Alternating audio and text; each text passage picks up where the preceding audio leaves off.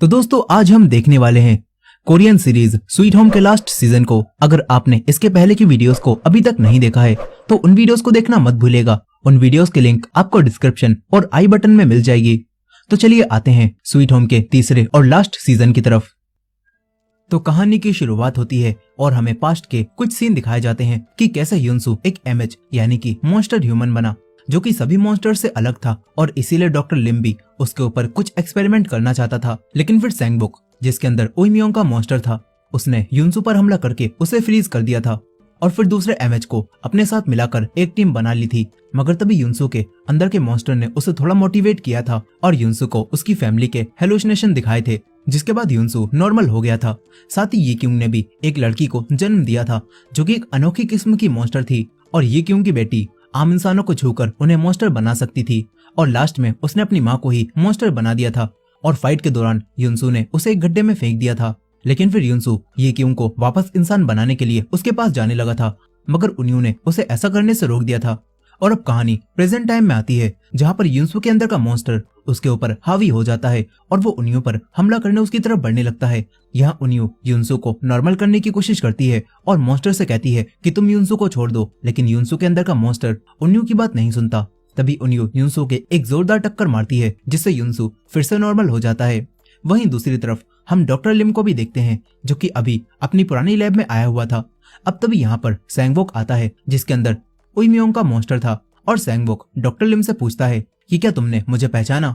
लेकिन यहाँ पर डॉक्टर लिम सैंगबुक को नहीं पहचान पाता। तभी सैंगबुक डॉक्टर लिम को यहाँ पर पड़े हुए येक्यूंग के मंगेतर की डेड बॉडी दिखाता है और कहता है कि मैं तुम्हारा पहला टेस्ट सब्जेक्ट सांगवान ही हूँ और तुम ही ने मुझे ऐसा बनाया है।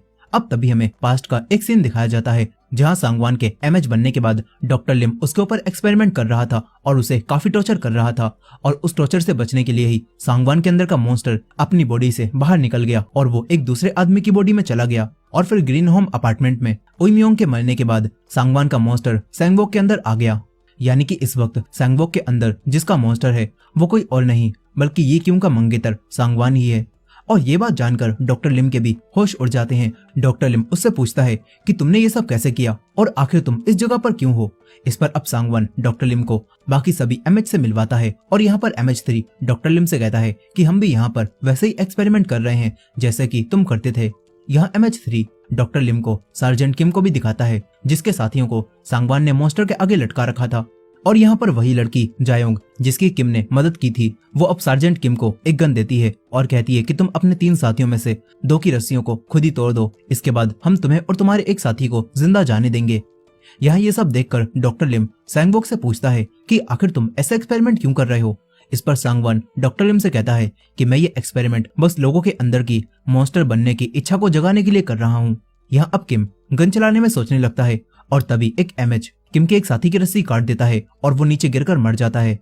ये देखकर सार्जेंट किम को काफी दुख होता है और उसे समझ नहीं आता कि वो कौन से अपने साथी को मरने के लिए चुने, और इसीलिए किम बिना सोचे समझे अपने एक सोल्जर की रस्सी पर फायर करता है और उसके जमीन पर गिरने से पहले ही भागकर उसे पकड़ लेता है।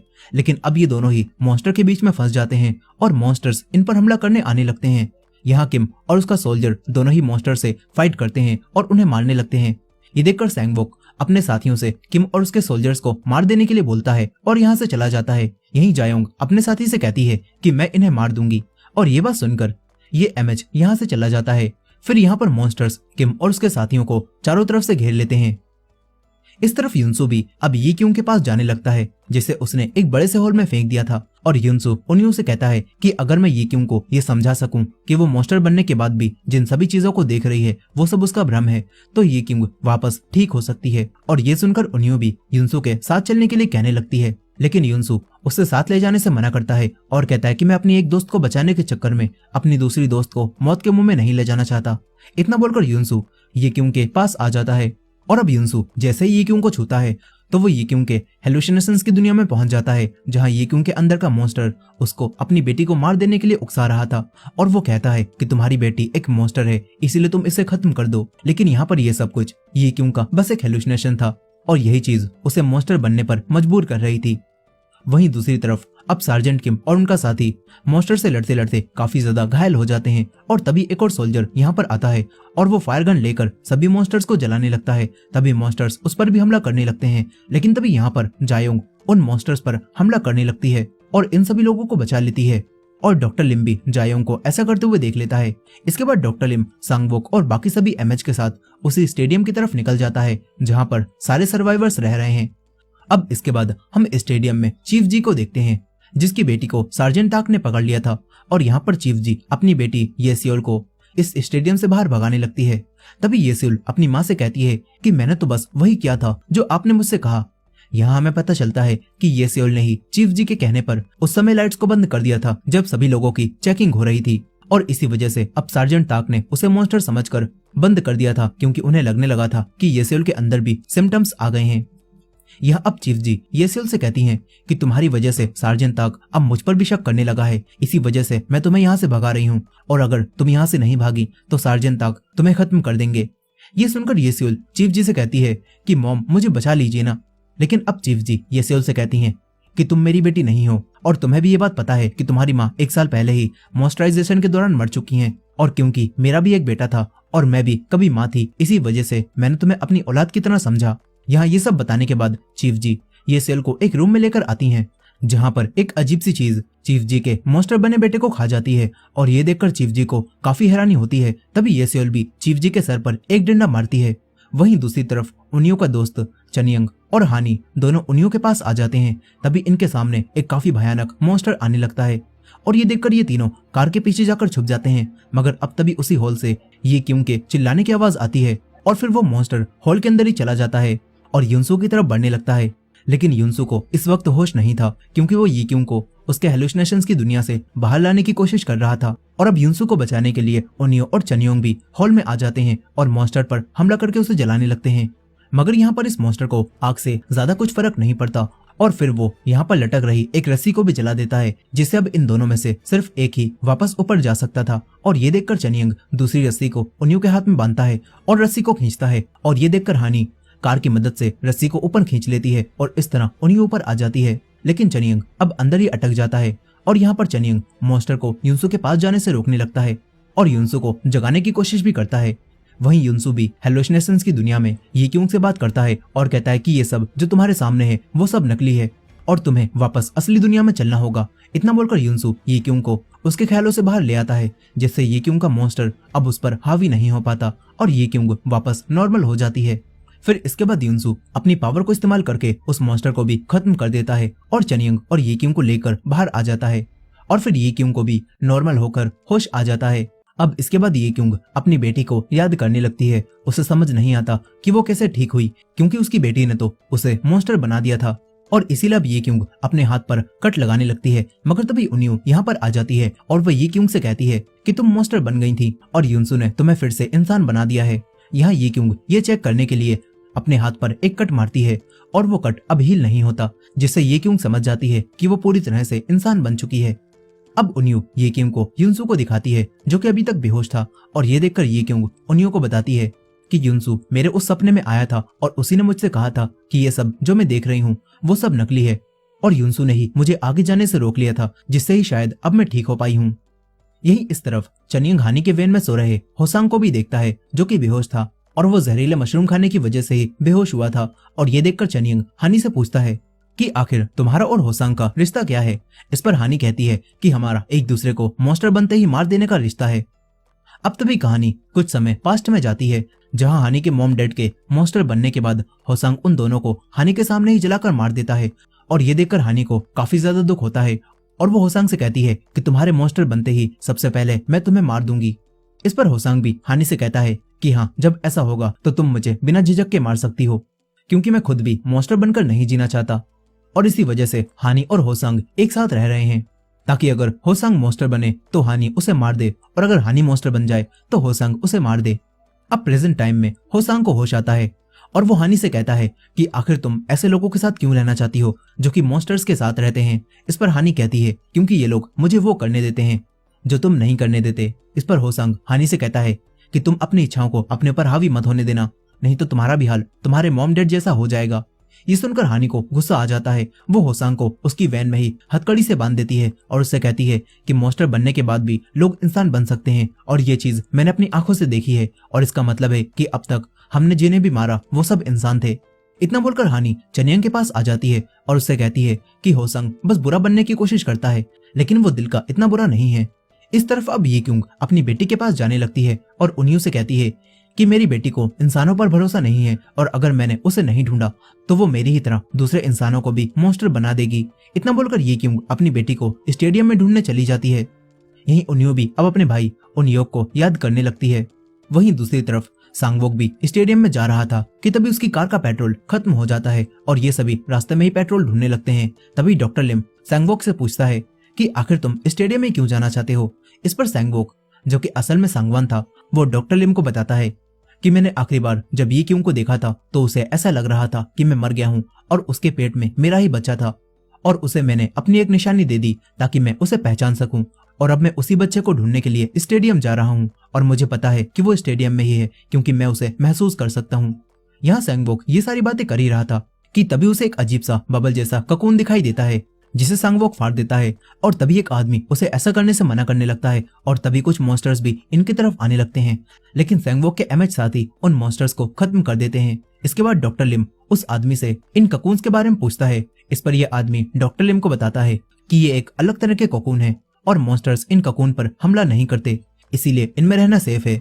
वहीं दूसरी तरफ स्टेडियम में अब सार्जेंट ताक चीफ जी को पकड़ लेते हैं और उससे पूछते हैं कि आखिर तुमने इस जगह पर इस मॉन्स्टर को क्यों छुपाए रखा है और उस मॉन्स्टर ने अब तक काफी सारे लोगों को भी मार दिया है।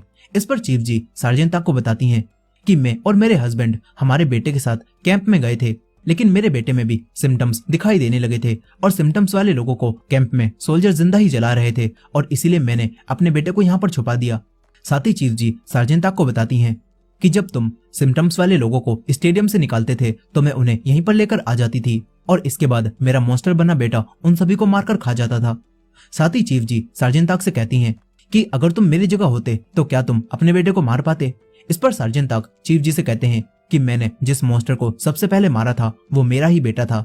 यहाँ अब सार्जेंट ताक चीफ जी से कहते हैं कि हमने तुम्हारे बेटे जैसा मॉन्स्टर आज से पहले कभी भी नहीं देखा, इसलिए उसे तो यहाँ से जाना ही होगा और तुम उसके साथ जाना चाहती हो या फिर नहीं, यह फैसला तुम्हारा होगा। इतना बोलकर सार्जेंट ताक यहाँ से चले जाते हैं और चीफ जी हिम्मत हारकर अब फांसी लगाकर अपने आप को मारने लगती हैं, मगर तभी ये सेउल यहाँ पर आकर उन्हें ऐसा करने से रोक लेती है। इसके बाद हम ये क्यों की बेटी को देखते हैं जो कि अब स्टेडियम के अंदर घुस आती है। यहाँ पर उसे योंगसू दिखाई देता है जिसकी बॉल कुछ बच्चे छीन रहे थे, लेकिन यहाँ पर योंगसू उन्हें अपनी बॉल देने से मना करने लगता है और कहता है कि मैं एक दिन मॉन्स्टर बनकर तुम सभी को मार दूंगा। यहाँ ये क्यों की बेटी योंगसू को ऐसा बोलते हुए सुन लेती है और वो योंगसू को छूकर मॉन्स्टर बनाने जा ही रही थी कि तभी ये सेउल यहाँ पर आ जाती है और वो योंगसू को और इस लड़की को अपने साथ लेकर मिस ओक के पास आ जाती है। यहाँ मिस ओक ये क्यों की बेटी को आज रात स्टेडियम में ही रुकने के लिए बोलती हैं और कहती हैं कि कल मैं तुम्हारी माँ को ढूंढ लूंगी, लेकिन मिस ओक को नहीं पता था कि ये क्यों की बेटी है। अब इसके बाद सांगवोक भी डॉक्टर लिम और अपनी एमएच टीम के साथ यहाँ पर आ जाता है। यहाँ सार्जेंट ताक डॉक्टर लिम से पूछते हैं कि तुम अकेले वापस क्यों आए हो, मेरी टीम कहाँ पर है जिनके साथ तुम यहाँ से गए थे। लेकिन यहाँ पर सांगवोक सार्जेंट ताक से डोर खोलने के लिए बोलता है और सार्जेंट ताक के डोर ना खोलने पर वो उसे तोड़कर स्टेडियम में घुस आता है और अब तभी ये क्यों की बेटी को भी ऐसा लगने लगता है जैसे उसे कोई बुला रहा हो।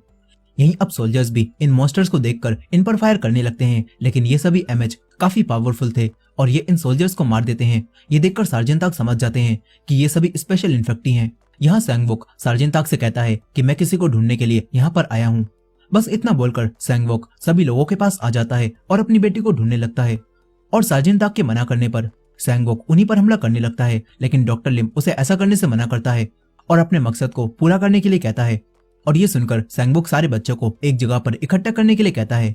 यहीं डॉक्टर लिम अब घायल सोल्जर्स के पास आता है, जहाँ सारे सोल्जर्स डॉक्टर लिम से सार्जेंट किम और उनके साथियों के बारे में पूछते हैं और कहते हैं कि वो सभी लोग तुम्हारे साथ ही गए थे, तो वो लोग कहाँ पर हैं। इस पर डॉक्टर लिम इनसे कहता है कि ये सभी मॉन्स्टर्स यहाँ पर आए हैं, इसका मतलब है कि कुछ तो हुआ होगा ना। ये सुनकर सभी सोल्जर्स को ऐसा लगने लगता है कि सार्जेंट किम और उनके सभी साथी मारे गए। तभी हम सार्जेंट किम को देखते हैं जो कि अभी भी जिंदा थे। यहाँ उनका एक साथी सोकचन सार्जेंट किम को अपना खून चढ़ा रहा था और तभी कहानी 12 घंटे पीछे जाती है, जहाँ सार्जेंट किम को काफी ज्यादा चोट लगने के बाद उनका काफी ज्यादा खून बह चुका था। और तभी यहाँ पर डॉक्टर लिम आता है जो कि सोक्चन से कहता है कि मैं तुम दोनों में से सिर्फ एक को ही बचा सकता हूँ। और ये सुनकर सोक्चन डॉक्टर लिम को अपने घाव दिखाता है और कहता है कि मेरा बचना तो बहुत मुश्किल है, इसीलिए तुम सार्जेंट किम को बचा लो। साथ ही यहाँ पर सोक्चन सार्जेंट किम को वही दवाई भी देता है जो वो अपनी गर्लफ्रेंड के लिए लेने के लिए स्टेडियम से भागकर यहाँ पर आया था। अब इसके बाद प्रेजेंट टाइम में सोक्चन अपना खून सार्जेंट किम को देकर यहीं पर मर जाता है और ये सब देखकर सार्जेंट किम को काफी बुरा लगता है। वहीं दूसरी तरफ स्टेडियम में घुसते ही स्टेडियम के सारे रूल बदल देता है और कहता है कि अब से सारे सोल्जर्स आम लोगों की तरह रहेंगे और अब से कोई भी उन लोगों को नहीं मारेगा जिनमें कोई भी सिम्टम्स दिखेंगे। वहीं दूसरी तरफ अब डॉक्टर लिम भी सार्जेंट ताक को बताता है कि मैंने ही इन सभी एमएच को बनाया था। साथ ही डॉक्टर लिम सार्जेंट ताक से कहता है कि मेरे पास एक ऐसी चीज भी है जो कि मॉन्स्टर बनने वाले लोगों को स्पेशल इन्फेक्टिव बना सकती है, लेकिन वो ऐसी जगह पर है जहाँ से उसे निकालना थोड़ा मुश्किल है। यहीं पर हम जायोंग को भी देखते हैं जिसके पेट में अजीब सा दर्द हो रहा था। वहीं दूसरी तरफ हम हानि को भी देखते हैं जिसकी हालत अब बिना नशे के खराब होने लगती है और वो तुरंत ही वैन में आकर नशीले पत्ते खाने लगती है और होसांग से कहती है कि मैं उन लोगों के साथ यहाँ से जाना चाहती हूँ, लेकिन मैं तुम्हें भी नहीं छोड़ना चाहती, इसीलिए तुम भी मेरे साथ चलना। यहाँ हानि ये बोल ही रही थी कि तभी होसांग को हानि के अंदर मॉन्स्टर्स दिखाई देने लगते हैं और ये सब होसांग का भ्रम था और अब होसांग की नाक से खून बहने लगता है जिससे पता चलता है कि होसांग भी अब इन्फेक्टेड हो गया है और वो भी मॉन्स्टर बनने वाला है। यहाँ अब होसांग अपनी हथकड़ी को तोड़ने लगता है और तभी उसे वही सारे लोग दिखाई देने लगते हैं जिन्हें उसने मारा था। फिर कुछ देर बाद हानि दोबारा कार के पास आती है और होसांग को देखकर हैरान रह जाती है। हानि तुरंत ही यूनसू के पास आती है और उन्हीं से यूनसू को होश में लाने के लिए बोलती है ताकि यूनसू होश में आकर होसांग को भी ठीक कर सके, लेकिन यूनसू होश में नहीं आता। हानि वापस होसांग के पास आती है जो कि अब मॉन्स्टर की तरह हरकतें करने लगा था। यहाँ उन्हीं चनियांग को भी हानि के पास भेजती है और खुद एक बार फिर से यूनसू को होश में लाने की कोशिश करने लगती है। यहीं होसांग बार बार अपने सर से कार के हॉर्न को बजाने लगता है और ये देखकर हानि उसे ऐसा करने से मना करती है और चिल्लाकर होसांग का नाम लेती है। ये सुनकर होसांग थोड़ी देर के लिए रुक जाता है और हानि से कहता है कि मुझे मार दो। ये सुनकर हानि होसांग को मारने की कोशिश करती है लेकिन वो होसांग को शूट नहीं कर पाती। अब इसके बाद होसांग अपनी कार को आगे बढ़ाता है और दूसरी कार में ठोकने लगता है जिससे कार में आग लगती है और होसांग कार ब्लास्ट होने से यहीं पर मर जाता है। वहीं उन्यों भी यूनसू को उठाने की पूरी कोशिश करती है और अब तभी ब्लास्ट की आवाज सुनकर मॉन्स्टर्स भी यहाँ पर आने लगते हैं। तभी यूनसू को होश आ जाता है, लेकिन इस समय यूनसू के ऊपर उसका मॉन्स्टर पूरी तरह से उसे कंट्रोल कर चुका था। अब इसके बाद वो बिल्डिंग से नीचे आता है और चेनिंग पर हमला करने वाले मॉन्स्टर्स को खत्म कर देता है। वो चेनिंग पर भी हमला करने आने लगता है, मगर तभी उन्यू यूनसू को एक बेहोशी का इंजेक्शन लगा देती है जिससे यूनसू यहीं पर बेहोश हो जाता है। वहीं दूसरी तरफ अब सार्जेंट किम भी इस लैब से बाहर निकलने लगता है। तभी उसे यहाँ पर उन्योक का भाई उन्योक दिखाई देता है जिसका चेहरा पूरी तरह से जला हुआ था। यह उन्योक सार्जेंट किम से खुद को मार देने के लिए बोलता है, लेकिन सार्जेंट किम उन्योक को नहीं मारता और उसे अपने साथ कहीं ले जाने लगता है। वहीं दूसरी तरफ सार्जेंट ताक भी अब चीफ जी के पास आते हैं और उससे स्टेडियम से बाहर निकलने का खुफिया रास्ता पूछते हैं और कहते हैं कि अब मैं यहाँ के सभी लोगों को बचाना चाहता हूँ। यही अब ये क्यों भी स्टेडियम में छुपकर आ जाती है और डॉक्टर लिम को पीटने लगती है। इस पर डॉक्टर लिम ये क्यों से पूछता है कि क्या तुम मुझसे सांगवान का बदला लेने आई हो। इस पर ये क्यों कहती है कि सांगवान तो मर चुका है। यहाँ अब डॉक्टर लिम ये क्यों को बता देता है कि सांगवान अभी भी जिंदा है और वो यहाँ पर तुम्हारे बच्चे को ढूंढने आया हुआ है। लेकिन यहाँ पर ये क्यों को डॉक्टर लिम की बातों पर यकीन नहीं होता, मगर अब तभी डॉक्टर लिम ये क्यों से कहता है कि तुम्हारी बेटी नॉर्मल नहीं है और ना ही वो मॉन्स्टर है और ना ही वो इंसान। ये सुनकर ये क्यों को यकीन हो जाता है कि सांगवान अभी भी जिंदा है। यहाँ अब डॉक्टर लिम ये क्यों से कहता है कि अपने बच्चे को जल्दी ही ढूंढ लो क्योंकि सांगवान उसके साथ कुछ भी कर सकता है। ये अब सांगवान भी इनके पास आने लगता है और ये क्यों डॉक्टर लिम से कहती है कि तुमने तो अपने हाथों से ही सांगवान को मारा था ना, तो वो जिंदा कैसे हो सकता है। इस पर डॉक्टर लिम ये क्यों से कहता है कि मुझे भी इस बात पर यकीन नहीं हुआ था, लेकिन सांगवान एक दूसरे शरीर में मेरे सामने खुद आया और तब मुझे यकीन हो गया। यहाँ ये क्यों भी ये जानकर हैरान रह जाती है। अब तभी सांगवान यानी कि सैंगबोक यहाँ पर आ जाता है और उसे डॉक्टर लिम के पास ये क्यों दिखाई नहीं देती। तभी डॉक्टर लिम सांगवान से कहता है कि क्या तुम्हें ये क्यों के बारे में नहीं जानना, वो तुम्हारी मंगेतर थी। इस पर सांगवान कहता है कि मैं उससे पहले ही मिल चुका हूँ और मैंने उसे ग्रीन होम अपार्टमेंट में देखा था, लेकिन बॉडी बदलने की वजह से उस समय मैं उसे नहीं पहचान पाया था, लेकिन मुझे उससे कुछ तो अटैचमेंट थी, इसी वजह से तो मैंने उसे ग्रीन होम अपार्टमेंट में नहीं मारा और अगर मैं ऐसा कर देता तो मैं अपने बच्चे से नहीं मिल पाता। ये सुनकर डॉक्टर लिम सांगवान से कहता है कि अगर तुम्हारे बच्चे को ये क्यों ने जन्म दिया है तो उसकी उम्र तो अभी 1 साल होनी चाहिए, लेकिन यहाँ तो 1 साल का कोई भी बच्चा नहीं है। मगर सांगवान बताता है कि मैंने ये क्यों की प्रेगनेंसी को बढ़ते हुए देखा था और वो बच्चा काफी तेजी से बड़ा हो रहा था। साथ ही सांगवान डॉक्टर लिम से कहता है कि मैं अब अपनी बेटी की बॉडी में जाऊंगा क्योंकि वो काफी स्पेशल है और मैं उसके ऊपर ही कब्जा कर लूंगा। ये सुनकर ये क्यों हैरान रह जाती है। अब इसके बाद स्टेडियम के सभी बच्चों को एक जगह पर इकट्ठा कर दिया जाता है और यहाँ पर योंगसू ये क्यों की बेटी से पूछता है कि तुम्हारा नाम क्या है। इस पर ये क्यों की बेटी कहती है कि मुझे नहीं पता कि मेरा नाम क्या है। ये सुनकर योंगसू इस लड़की से कहता है कि नाम तो सभी लोगों को होता है ना, तो तुम्हारा नाम क्यों नहीं है। वहीं दूसरी तरफ सांगवान के जाने के बाद डॉक्टर लिम ये क्यों से कहता है कि सांगवान एक ऐसे शरीर को ढूंढ रहा है जो कि पहले से ही पावरफुल हो और इसीलिए वो अब तुम्हारी बेटी के शरीर के अंदर जाएगा। ये जानकर ये क्यों डॉक्टर लिम से सांगवान को मारने का तरीका पूछती है। इस पर डॉक्टर लिम कहता है कि बस युनसू ही है जो कि सांगवान को मार सकता है। वहीं दूसरी तरफ अब सांगवान सभी बच्चों को चेक करने लगता है और सांगवान बहुत ही आसानी से अपनी बेटी को पहचान लेता है क्योंकि वो उसके अंदर के मॉन्स्टर को महसूस कर सकता था। वहीं दूसरी तरफ सार्जेंट किम उन्यूक को लेकर एक चर्च के पास आता है और एक दूसरी कार से रेडियो को निकालने लगता है। तभी घायल उन्यूक कार से उतरकर चर्च के अंदर चला जाता है। यहाँ सार्जेंट किम भी उसके पीछे चर्च के अंदर आता है और उन्यूक से कहता है कि बाहर चलो, यहाँ एक मॉन्स्टर है। इस पर उन्यूक बाहर जाने से मना कर देता है और कहता है कि मैं दोबारा कोकून में चला जाऊंगा। ये सुनकर सार्जेंट किम उन्यूक से पूछता है कि तुम्हारा ये हाल उन्हीं स्पेशल इन्फेक्टेड ने किया होगा ना। इस पर उन्यूक हाँ में जवाब देता है और कहता है कि वो एमएच मुझसे कुछ जानना चाहते थे। साथ ही उन्यूक कहता है कि अगर तुम्हें भी सब कुछ जानना है तो यहीं पर रुको। इतना बोलकर उन्यूक अपना गला काट लेता है। अब तभी एक मॉन्स्टर भी किम पर हमला करने आने लगता है, लेकिन वो किम पर हमला करने से पहले ही रुक जाता है। यहीं उन्यूक के अंदर से भी उसका मॉन्स्टर बाहर आने लगता है और उन्यूक को लेकर चर्च में बने हुए कोकून में चला जाता है।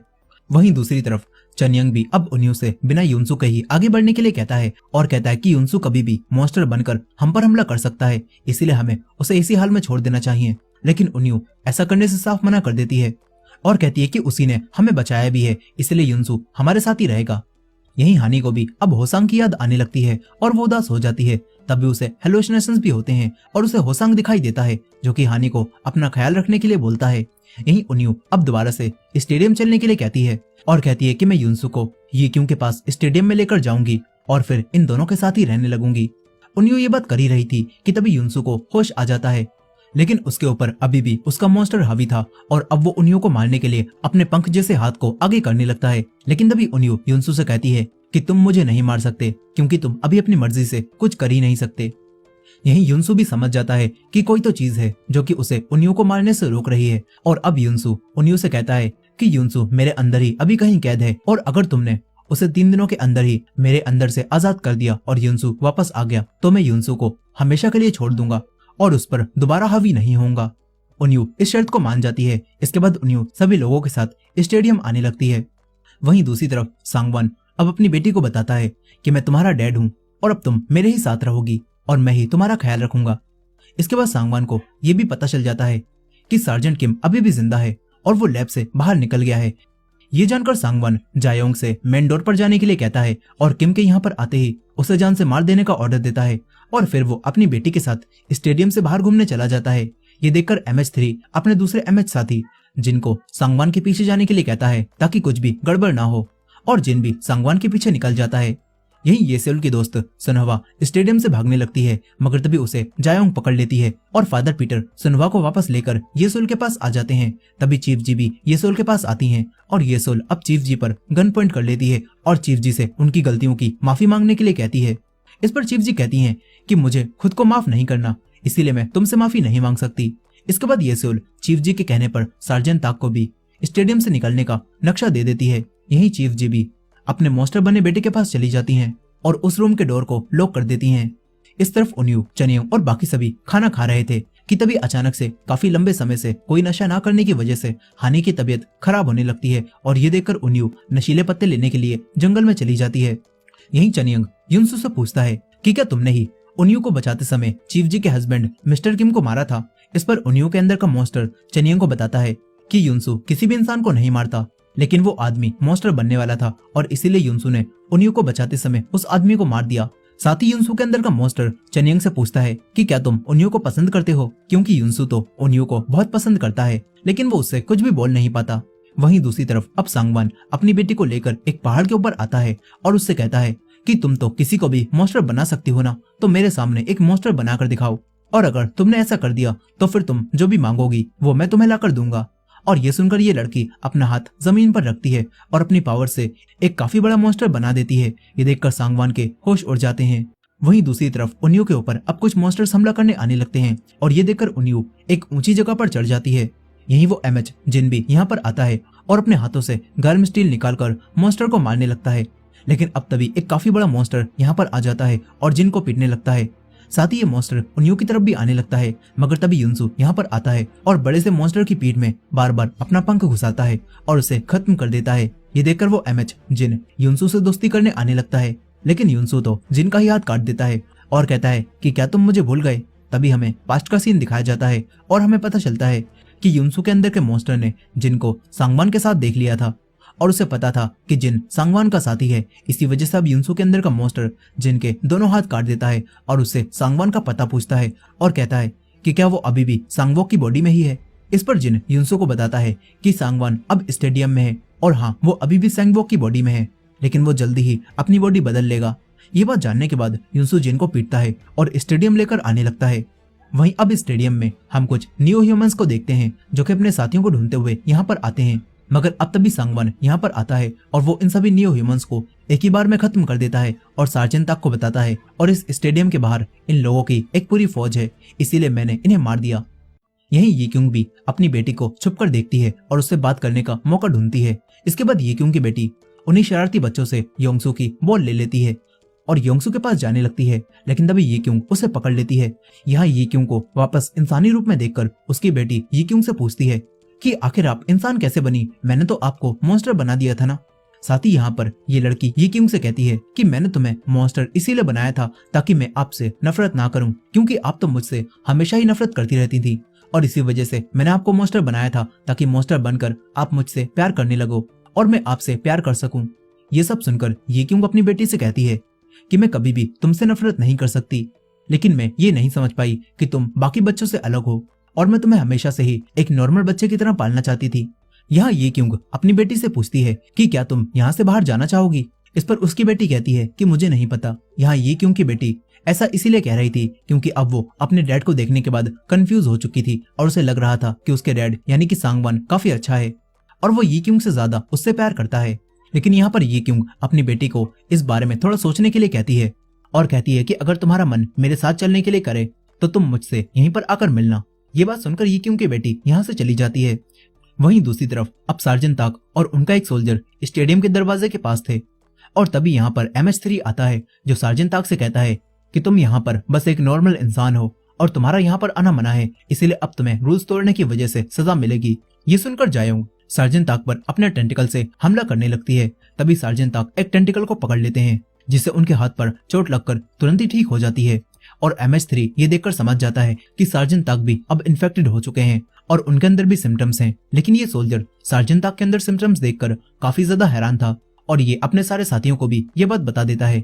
यही सार्जेंट ताक भी अब डॉक्टर लिम के पास आते हैं और उससे कहते हैं कि अब शायद हमें स्पेशल इन्फेक्टिस पर हमला कर देना चाहिए, मगर डॉक्टर लिम उसे ऐसा करने से मना करता है और कहता है कि हम अपने पास मौजूद हथियारों से इन लोगों को नहीं मार पाएंगे। वहीं दूसरी तरफ अब सार्जेंट किम जब सोकर उठते हैं तो तभी उनके पास उन्यूक आता है जो कि पहले की तरह ही बिल्कुल ठीक हो चुका था और ये देखकर सार्जेंट किम हैरान रह जाता है। वो उन्यूक से पूछता है कि क्या तुम भी कोई मॉन्स्टर हो। इस पर उन्यूक सार्जेंट किम से कहता है कि मैं कोई मॉन्स्टर नहीं हूँ, बल्कि मैं तो एक न्यू ह्यूमन हूँ और हम अपने आप को इसी नाम से बुलाते हैं। साथ ही यहाँ पर अब उन्यूक सार्जेंट किम को बताता है कि यह कोकोन जैसी दिखने वाली चीज दरअसल एक हार्ट है जिसके अंदर जाने से हमारा पुनर्जन्म होता है और मेरा भी अब पुनर्जन्म हो चुका है और मैं भी न्यू ह्यूमन बन चुका हूँ। इस तरफ सांगवान के पास भी 2 कोकोन होते हैं जिनके अंदर न्यू ह्यूमंस थे और सांगवान सार्जेंट ताक को बताता है कि ये न्यू ह्यूमंस अपने साथियों को ढूंढते हुए पुरानी लैब में भी आ गए थे, लेकिन मैंने इन्हें जान से मार दिया और फिर ये लोग कोकोन बन गए और दोबारा से जिंदा हो गए। यहाँ सांगवान की बातों से हमें पता चलता है कि न्यू ह्यूमंस अब अमर हो चुके हैं और ये लोग नहीं मर सकते और जब भी इन्हें कोई मार देता है तो ये लोग कोकोन में जाकर फिर से जिंदा हो जाते हैं। यहीं अब सांगवान सार्जेंट ताक से कहता है कि न्यू ह्यूमंस इन कोकोन को सूंघकर यहाँ पर भी आ सकते हैं और कहीं तुम्हारे पास कोई और कोकोन भी तो नहीं है ना। ये सुनकर सार्जेंट ताक को चीफ जी के बेटे की याद आती है जो कि एक कोकोन बन गया था, लेकिन सार्जेंट ताक उसके बारे में सांगवान को नहीं बताता। इस तरफ सार्जेंट किम अब उन्योक को बता देते हैं कि जिन स्पेशल इन्फेक्टिस ने तुम्हें मारा था वो सभी लोग स्टेडियम में गए हैं। और ये सुनकर उन्योक भी सार्जेंट किम को स्टेडियम की तरफ चलने के लिए कहता है और कहता है कि वो स्पेशल इन्फेक्टिस मेरे जैसे न्यू ह्यूमन से काफी डरते हैं क्योंकि वो लोग हमारा कुछ भी नहीं बिगाड़ सकते। अब इसके बाद उन्योक अपनी फैमिली फोटो को देखने लगता है। यहाँ हमें पता चलता है कि उन्योक को अपनी फैमिली के बारे में सब कुछ याद है। इस तरफ उन्यो भी अब चनियांग और हानी के पास वापस आ जाती है और यही युनसु जिन को काफी बुरा पीटता है और स्टेडियम ले जाने लगता है। यहाँ जिन युनसु पर हंसता है और कहता है कि सांगवान तुम्हें बहुत बुरी मौत मारेगा।